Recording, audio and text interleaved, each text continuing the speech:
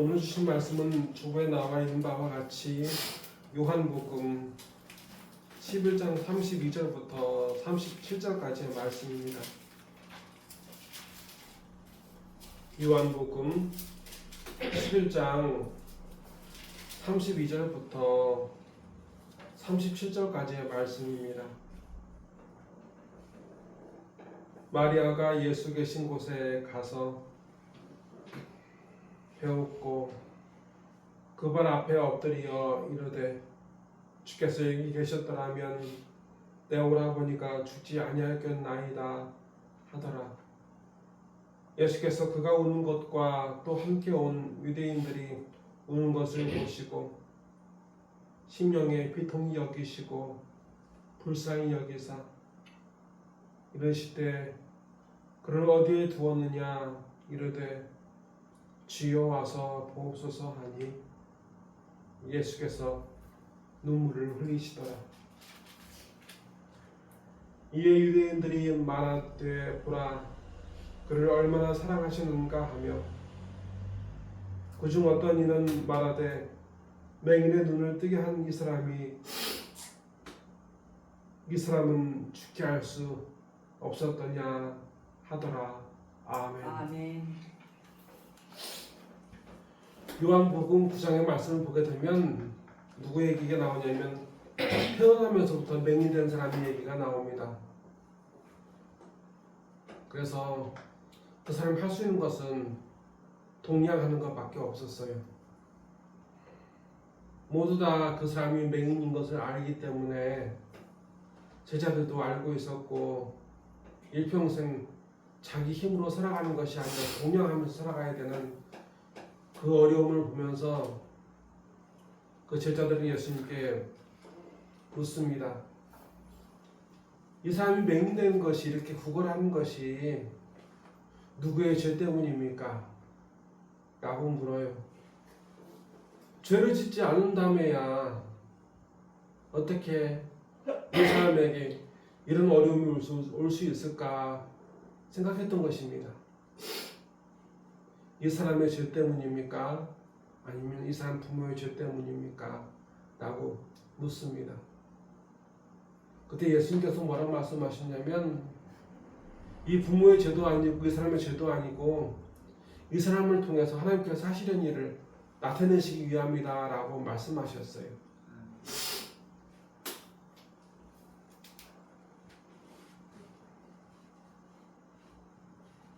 그런데 요한복음 9장에 나와 있는 그 사람의 얘기에서 우리가 알 수 있는 것은 뭐냐면 누구도 제자들도 이 사람의 처지를 알아주고 진짜 사랑하는 사람이 아무도 없었다는 사실입니다. 제자들에게 관심은 측은지심이 아니라 과연 이 사람이 지금 어려움에 처해 있는데 이것은 무엇 때문이냐 누구의 죄 때문이냐 그 제자들의 중심이었지 이 태어나면서부터 눈을 뜨지 못해서 항상 구걸해야 되는 그것을 먹고 살아야 되는 절망 속에 살아가고 있는 이 사내에 대한 불쌍히 여기는 마음이 아니었다는 사실입니다. 오늘 말씀을 보게 되면 나사로가 죽었습니다. 나사로가 죽고 예수님께서 그 곳에 오셨습니다. 그런데 많은 예수님의 기적들이 많이 성경에서 나타나는데 놀라운 보기 힘든 모습이 있었습니다. 기록되지 아니한 그것은 뭐였냐면 예수님께서 우셨다는 겁니다. 예수님께서 병든 사람, 어쨌든 죽은 사람, 그 사람들에게 다른 것을 보게 되면 내 소원이 무엇이냐, 유가족에게 무엇을 하기 원하냐, 혹은 그렇게 묻지도 아니하시고 죽은 청년을 다시 살아나게 하시는 역사도 있었습니다. 오늘 말씀 보게 되면 요한복음 11장 말씀을 보게 되면 사람들이 생각하기에 죽은 나사로가 살아났다. 그것에만 중점 맞추기가 쉽습니다. 죽은 나사로가 살아났다.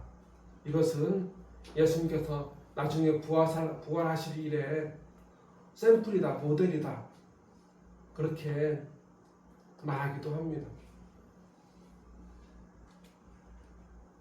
예수님께서 오셨을 때 그 유대인들이 문상으로 온 사람들이 뭐라고 하냐면 이렇게 말합니다. 이 유대인들이 말하되 보라 그를 얼마나 사랑하시는가 하며 아멘. 예수님께서 오시니까 예수님께서 그 나사로를 얼마나 사랑하셨는가 사람들이 확신을 합니다. 하나님이 사람을 위해서 눈물을 흘린다. 이것을 다른 신화에서 들어보신 적이 있으십니까? 오늘 예수님은 육체로 오신 하나님은 죽은 사람을 위해서 눈물을 흘리셨습니다. 나사로가 얼마나 대단한 사람들이니까 하면 나사로는 미리암이나 마르다만큼 마리아와 미리암만큼 오늘 이 나와 말씀처럼 마리아만큼 혹은 마르다만큼 많은 사람들이 관심을 가지 않고 성경에서 그렇게 다루지 않는 사람입니다. 별 볼 일 없는 사람입니다. 예수님을 위해서 그렇게 많이 한 것도 보이지 않습니다. 헌신했다는 것도 나오지 않습니다. 이 사람의 얼마나 가치 없음의 부족함에 대해서 그리고 그 사람을 위해서 하나님께서 주님께서 얼마나 관심을 가지고 계시고 마음을 쓰시고 아파하시는지에 대해서 다윗은 이렇게 말했습니다. 사람이 무엇이간데? 라고 말씀하셨습니다. 이처럼 하나님께서 주님께서 사람이 무엇이간데 마음을 쓰시고 사랑하시는지 다윗은 이해할 수가 없었습니다. 죽은 사람이 다시 부활하는 것보다 더 이해할 수 없는 것. 다윗이 왕이었습니다. 위대한 왕 중 하나였고 그리고 이스라엘의 국기는 다윗의 별이라고 할 만큼 지금도 유대인들이 기억하는 훌륭한 왕이었습니다. 다윗은 하나님을 의지해서 골리앗도 무찌르고 많은 승리를 이뤄냈습니다. 그는 금수저가 아니었고 흙수저도 아니었습니다. 부모에게도 인정받지 못하는 사람이었고 항상 맨 나중이었습니다. 그리고 형제들에게는 어찌 보게 되면 우정의 대상 혹은 사랑의 대상이 아니라 항상 무시받는 그러한 다윗이었습니다. 다윗이 보기에도 자기는 별볼 일이 없는데 하나님께서 어떻게 이렇게 자기에게 마음을 써주시는지 다윗은 도무지 이해할 수가 없었습니다. 그런데 오늘 보게 되면 나사로도 다윗보다 더 성경에 많이 안 나옵니다. 존재감이 없습니다. 예수님을 위해서 어떻게 살았다라고 하는 것도 없고 예수님께 어떻게 고백하며 찬송했다는 것도 없습니다. 별 볼 없는 사람임에 분명합니다. 그런데도 예수님은 그를 사랑하셨습니다. 우리가 여기서 예수님께서 눈물을 흘리셨다. 하나님께서 육체로 오신 하나님께서 사람을 위해서 눈물을 흘리셨다. 이것을 다르게 말하면 눈물 흘렸다는 것은 뭐냐면 하나님께서 그 처지를 알아주셨다는 것입니다. 그 처지를 알아주시기 때문에 그들과 함께 눈물을 흘려주시고, 그리고 하나님께서 그를 돌보아 주셨다고 우리가 그런 증거로서 예수님의 눈물을 이해할 수가 있습니다. 함께 아파하시는 하나님, 그리고 그 사람이 미약하고 별 볼 일 없는 존재임에도 불구하고 그를 불쌍히 여기시사 품어주시는 하나님, 그 하나님의 모습을 오늘 말씀을 통해서 우리는 볼 수가 있습니다. 그래서 다윗은 이야기합니다. 뭐라고 이야기하냐면 자기 생명보다 하나님의 인자하심이 낫다 이야기합니다. 다윗은 살기 위해서 얼마나 도망다녔는지 모릅니다. 젊었을 때는 사울 왕에서 도망다니고 나이 들어서는 두 아들에게서 도망다녀야 했습니다.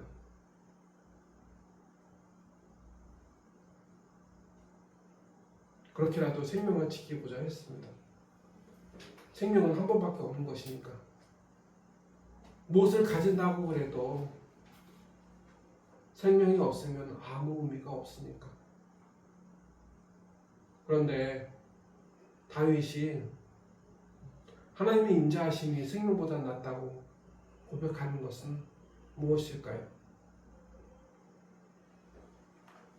하나님께서 나를 알아주시고 나를 품어주시는 것이 내가 사는 것보다 나에게 좋다는 겁니다. 내가 죽을지라도 하나님께서 나를 알아주시고 나를 품어주시는 것, 나를 위해 울어주실 그 하나님을 아는 것이, 그게 다윗에게 비교할 수 없는 보물이었다는 사실을 다윗은 알고 있었던 겁니다. 그래서 모든 사람은 하나님이 인자하심을 의지해서 살아갈 수밖에 없습니다. 사람의 절망 속에서도 하나님께서 나를 알아주시고 그리고 나를 품어주신다는 그 사실을 의지하지 않으면 사람은 자기의 먹을 것을 쫓다가, 하지만 아무리 야곱은 130년 동안 먹고 살기 위해서 돌아다녀야 했는데 그렇게 오래 살아도, 그렇게 잘 살아도 하나님의 인자하심을 알지 못하면 사람에게 쉼은 없고 망할 수밖에 없습니다. 우리의 삶 가운데서 하나님의 쉼을 느끼고자 한다면 오늘 예수님의 눈물을 알아야 됩니다. 하나님의 인자하심, 하나님께서 나를 알아주시고 나를 불쌍히 여기사 여전히 날 품어주시는 그 사랑을 믿지 않는다며야, 그 인자하심 믿지 않으면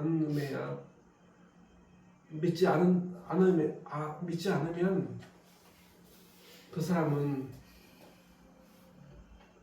태어남도 그 죽음도 절망과 낙심의 그 굴레에서 벗어날 수가 없습니다. 오늘 주님께서는 예수님의 눈물을 알기 원하십니다. 나사로의 부활이 아니라, 나사로의 부활도 중요하지만 나를 위해서 눈물 흘리시는 주님, 그렇게 나를 사랑하사 나를 알아주시고 나를 품어주시는, 나를 포기하지 않으시는 그 주님을 알기 원하십니다. 아멘. 주님은 죽은 나사로도 포기하지 않으셨습니다. 오늘 이 주님을 만나는 감사의 날로, 시간으로, 일생으로 살아가시기를 주님의 이름으로 축원합니다. 기도하겠습니다. 하나님 아버지, 오늘 우리에게 이 귀한 생명의 말씀 주심에 감사합니다. 아무리 애를 써도, 아무리 용을 써도 사람은 일생 살기 위해서 살아가다가 돌아다니다가 끝내 한 평도 안 되는 묘지에 묻히는 것이 사람의 일생입니다. 그렇게 보잘것없는, 하나님을 위해서 한 것 없는 그러한 삶. 그런데 우리 하나님께서, 우리 예수님께서는 그 사람을 사랑하사 그 사람의 처지를 알아주시고 그 사람을 포기하지 않으셔서 품어주시고 늘 생명으로 이끌어 가시기를 오늘도 이루어 나가십니다. 하나님 아버지, 하나님의 은혜 받을 만한, 주님의 은혜 받을 만한 아무런 자격이 없는 저희를 오늘 불쌍히 여기시사 저희를 위해서 눈물을 흘리신 하나님을, 우리 주님을 보게 하심에 감사드립니다. 하나님 아버지, 하나님의 사랑받기에, 주님의 사랑받기에 너무나도 부족한, 너무나도 완악한 저희 자신을 봅니다. 저희 죄악을 사하여 주시옵소서. 그리고 다시 한번 주님의 인자하심에, 주님의 눈물에, 하나님의 그 사랑에, 그 이끄심에 의지해서 다시 힘을 내어서 살아갈 수 있는 그 믿음을 오늘 저희에게 허락하여 주시옵소서. 하나님 아버지, 하나님 앞에 하나님의 사랑으로 살아가는 그 삶을 항상 보여드리게 하셔서 하나님을 기쁘시게 하고 늘 하나님과 동행하는 그 영원한 축복을 잃지 않게 하여 주시옵소서. 이 시간 예배를 드리며 예물 드릴 손길이 싸우니 그 손길에 복을 주시고 하나님 아버지, 그 아픔에, 그 눈물에, 그리고 우리의 아픔과 눈물에 하나님 아버지 응답하여 주셔서 하나님께서 돌보아 주신 것에 감사하며 기뻐하며 살아가는 복이 영원히 사라지지 않게 하여 주시옵소서. 하나님 아버지, 우리와 함께하여 주시옵소서. 나사렛 예수 그리스도의 이름으로 간절히 기도드리옵나이다. 아멘. 166년 그러나 166 눌러주세요. 563이요. 저기 뭐 밑 의자 밑에.